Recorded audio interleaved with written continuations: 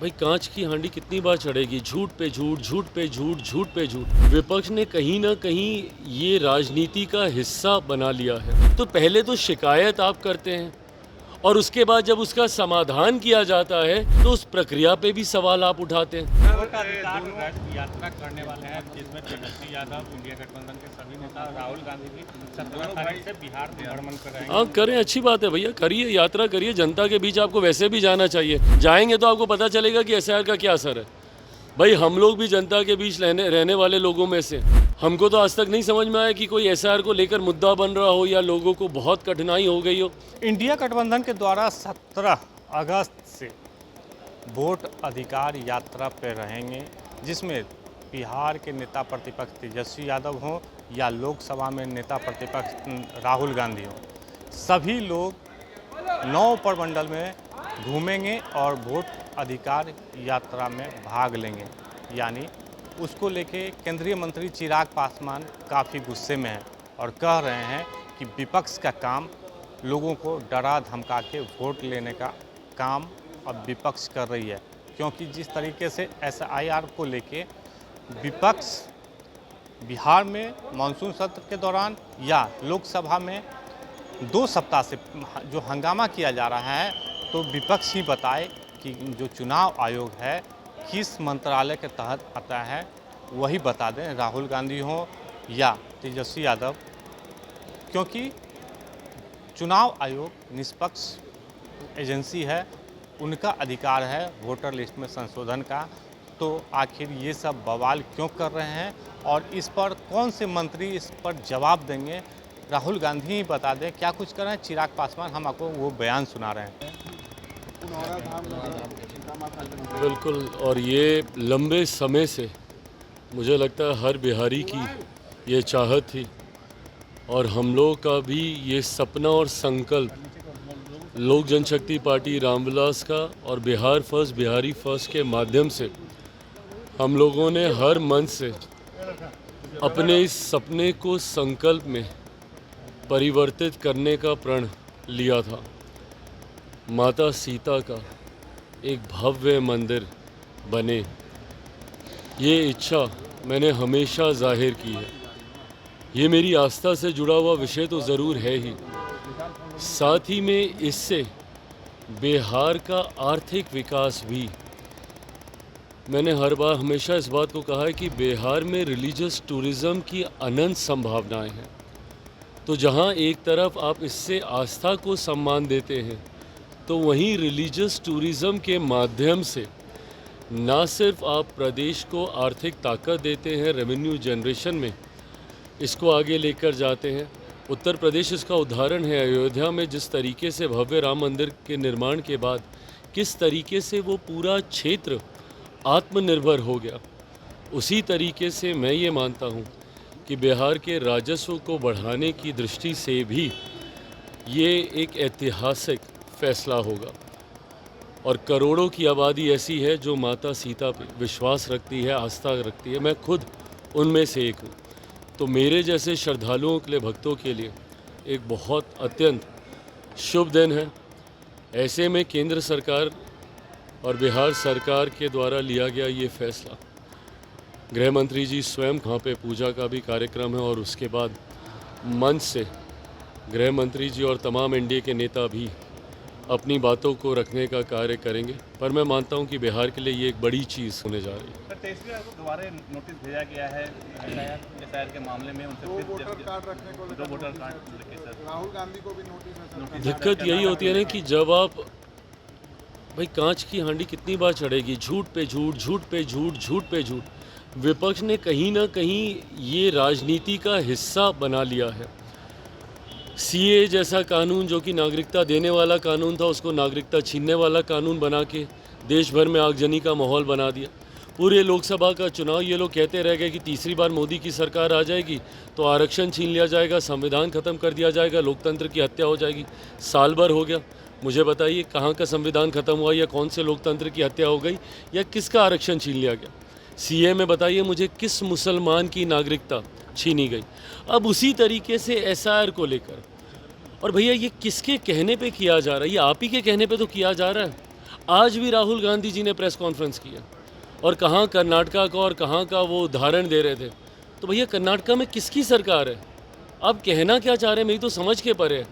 आप लोकसभा चुनाव को मद्देनज़र बनाते हुए आप ये भूल जाते हैं कि उससे ठीक पहले हुए विधानसभा के चुनाव वहाँ पे कौन जीता था। और आप ही ने बार बार, अब जब आप आज दिखा रहे हैं वहाँ पे कि किस तरीके से फर्जी वोटर्स बने हैं, अब आपके कहने पे जब कर्नाटका में SIR किया जाएगा तो फिर आप उस प्रक्रिया पे भी आप शिकायत करेंगे। तो आप चाहते क्या हैं?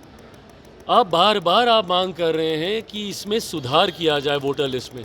डुप्लीकेसी ऑफ द वोट्स हैं, फर्जी वोटर्स हैं, जो मर गए हैं उनके नाम उसमें अभी तक हैं, विदेशी नागरिकों के नाम अभी तक उसमें हैं। तो पहले तो शिकायत आप करते हैं और उसके बाद जब उसका समाधान किया जाता है तो उस प्रक्रिया पे भी सवाल आप उठाते हैं। तो कैसे इसको ठीक किया जाएगा? अगर आप बार बार, अगर अब आप कह रहे हैं कि भैया कर्नाटका में इस तरीके की गड़बड़ी हो रही है, तो अगर उस वोटर लिस्ट को सुधारा जाएगा तो सुधारने की ही तो प्रक्रिया है SIR। और कौन सी प्रक्रिया है ये? बट ऐसे में चिट भी आपकी, पट भी आपकी, शिकायत भी आप करेंगे, शिकायत पे कार्रवाई होगी तो उस पर भी आप करेंगे। और उसी तरीके से अब ये क्या एक बड़ा उदाहरण नहीं है इसी बात का? भाई नेता प्रतिपक्ष के पास अगर 2-2 वोटर कार्ड हैं तो क्या ये चिंता का विषय नहीं है? अगर आपके पास हो सकते हैं तो सोचिए कितने और लोग होंगे जिनके पास होंगे। तो क्या इसका रिवीजन नहीं होना चाहिए? इसी सोच के साथ ये इंटेंसिव रिवीजन किया जा रहा है। अब उसके बाद जब आप ये सारी बातें करेंगे कि भैया यहाँ पे धांधली हो रही है, ये हुआ वो हुआ, अभी तक इन लोगों ने एक आपत्ति दर्ज नहीं कराई है। आज कितना, लगभग 9 दिन के करीब हो गया सूची जारी किए हुए। इन 9 दिनों में राजद, कांग्रेस जो बात बात पे चीखती चिल्लाती है, अभी तक ये लोग चुनाव आयोग के पास एक आपत्ति लेकर नहीं गए। आप दीजिए ना भैया, आप भी तो पॉलिटिकल पार्टी हैं, आप भी आपत्ति दर्ज कराइए कि भैया मेरे इस व्यक्ति का नाम छूट गया, मेरे इन कार्यकर्ताओं का नाम छूट गया। दीजिए, 5 ही आदमी का दीजिए, 10 ही आदमी का दीजिए तो। साइट के ऊपर पूरे नाम है जिन लोगों के नाम को डिस्क्वालीफाई किया गया है, उनको पर्सनली हैंड डिलीवर, उनके घरों पे उनको नोटिस भेजा गया है। उसके बाद भी अगर आपको किसी तरीके की शिकायत है तो 3-3 बार आप उसमें अपील कर सकते हैं, 3-3 स्तर पे अपील की व्यवस्था है। तो अब इससे ज़्यादा ट्रांसपेरेंट कोई और प्रक्रिया क्या होगी?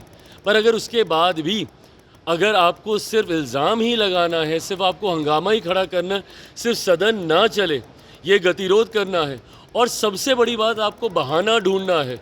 अभी 3 महीने के बाद जब नवंबर में बिहार में परिणाम आएंगे, चुनाव ये लोग हारेंगे, तो भाई किसके ऊपर ठीकरा फोड़ेंगे? अब इनको EVM याद नहीं आता, अब सारी EVM मशीनें ठीक हो गई हैं, अब इनको वोटर लिस्ट दिखती है। चुनाव में एक ही समय पे 2 जगह चुनाव होते हैं। झारखंड का चुनाव ये लोग जीत जाते हैं तो झारखंड ठीक है, बट वहीं ये लोग महाराष्ट्र का चुनाव हार जाते हैं तो अभी तक हम लोग को सुनाया जाता है कि भाई आप लोगों ने वोटर लिस्ट में धांधली की इसलिए आप लोग वो जीते। तो भैया धांधली वहाँ हो रही थी तो झारखंड में क्यों नहीं हो रही थी? तो आप एक बार आप कुछ कहेंगे, उसके बाद उसी शिकायत के ऊपर जब चुनाव आयोग कार्रवाई करेगा और आप सदन में मांग कर रहे हैं, बताइए कौन बुद्धि देता है इन लोगों को? मेरी समझ के परे है। सदन में SIR को लेकर चर्चा कैसे हो सकती है, मुझे बताइए। सदन में अगर इसको लेकर एक बार के लिए मान भी लीजिए चर्चा हम लोगों ने कर भी ली, तो कौन सा मंत्री जवाब देगा? एक बार नेता प्रतिपक्ष बिहार और केंद्र दोनों में से कोई एक इस बात का जवाब दे दें कि वो लोग जवाब किस मंत्री से चाहते हैं। क्या चुनाव आयोग आएगा सदन के अंदर जवाब देने?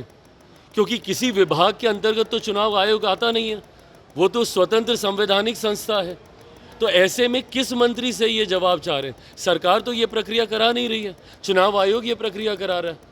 तो चुनाव आयोग कैसे सदन के अंदर आके आपको जवाब देगा, जिसके लिए आप लोगों ने पिछले 2 हफ्ते से सदन को एक दिन चलने नहीं दिया? सिर्फ आपको हंगामा खड़ा करना है, इस दृष्टि से आप कर रहे हैं तो करते रहिए। वोट अधिकार यात्रा करने वाले हैं जिसमें तेजस्वी यादव, इंडिया गठबंधन के सभी नेता, राहुल गांधी भी 17 तारीख से बिहार में भ्रमण कर रहे हैं। हाँ करें, अच्छी बात है भैया, करिए, यात्रा करिए। जनता के बीच आपको वैसे भी जाना चाहिए, जाएंगे तो आपको पता चलेगा कि SIR का क्या असर है। भाई हम लोग भी जनता के बीच रहने वाले लोगों में से, निरंतरता में हम लोग सभा, कार्यक्रम, यात्रा हम लोग करते हैं। हमको तो आज तक नहीं समझ में आया कि कोई SIR को लेकर मुद्दा बन रहा हो या लोगों को बहुत कठिनाई हो गई हो। और ये लोग जो बोल रहे थे कि भाई हम लोग के चुन चुन के वोटर्स छांटे जाएंगे, सबसे ज़्यादा वोटरों में से कौन सा? ये पटना है जहाँ पे सबसे ज़्यादा संख्या में से वोटर कटे। ये लोग क्या बोल रहे थे, सीमांचल के इलाके में, ये किशनगंज वहाँ पे छोड़ दीजिए, तो यहाँ पटना में वोटर के नाम कटे हैं। तो आप अब यात्रा के माध्यम से भी जनता को भ्रमित करने का काम कीजिएगा। तो आप कर क्या रहे हैं आज तक? लोगों को से भ्रमित कर डरा कर वोट लेने का काम आज की तारीख में विपक्ष की रणनीति का हिस्सा बन गया। तो आपने चिराग पासवान जो केंद्रीय मंत्री है उनका पूरा बयान आपने सुना, क्योंकि केंद्रीय गृह मंत्री अमित शाह सीतामढ़ी के पुराना धाम पहुंचेंगे, जहां पर माता जानकी के मंदिर का शिलान्यास होना है। और उसको लेके भी चिराग पासवान ने साफ तौर पे कहा है कि हम लोगों की पहले से मांग थी और लोग, बिहार के लोग चाहते थे कि यहाँ पर आर्थिक रूप से मजबूत हो और वहाँ पर माता जानकी का मंदिर बनेगा तो पर्यटन में काफ़ी बढ़ावा होगा, जिससे आर्थिक रूप से मजबूती मिलेगी। साथ ही साथ एसआईआर को लेके जो विपक्ष काफ़ी हंगामा कर रहा, उसको भी लेके चिराग पासवान ने काफ़ी जवाब दिया और कहा जो लोकसभा में नेता प्रतिपक्ष हैं और बिहार में नेता प्रतिपक्ष हैं वही दोनों बता दें कि जो हंगामा कर रहे हैं तो निर्वाचन आयोग किस मंत्रालय के तहत आता है, उस पर कौन से मंत्री जवाब देंगे, उनको समझ में ही नहीं आता है।